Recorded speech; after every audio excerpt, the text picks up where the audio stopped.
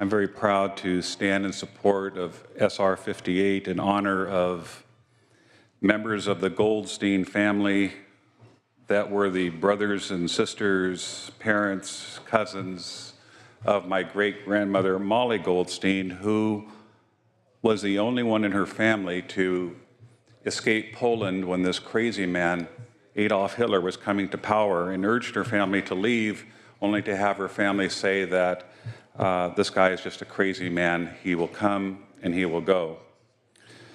Unfortunately, she was the only one that made it out. They all met their final demise in Auschwitz, a place that I heard about when I was growing up, a place that I learned about as I was growing up, and a place that I felt I needed to go see, the final resting place of my family. And about 7 years ago, my wife and I took a trip to Auschwitz on a very cold, dreary, rainy, cold day with a tour guide that was programmed to talk about all the atrocities that happened at Auschwitz, atrocities that my family fell victim to. And I was very close to my grandparents on the other side of the family. Edward Friedman, may he rest in peace, and my grandmother, Virginia Friedman, may she rest in peace, that brought me up to understand that being Jewish was still not an easy thing in the United States, even post-World War II.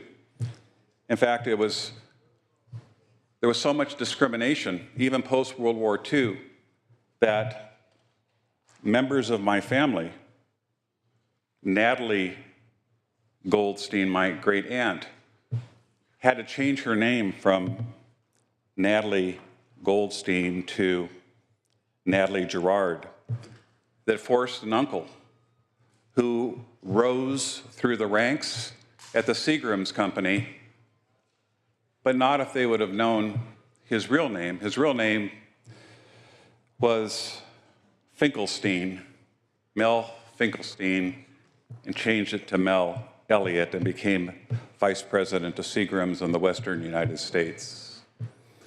They knew that being Jewish was still an issue. And certainly,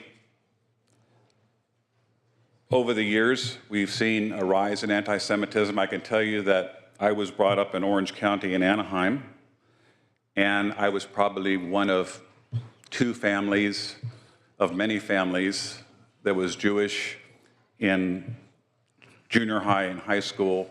I can tell you that the only fights that I ever got in was because of anti-Semitism and being called the likes of a kike, which is, for those of you that don't know what that means, it's one of the worst things that you can call a Jewish person.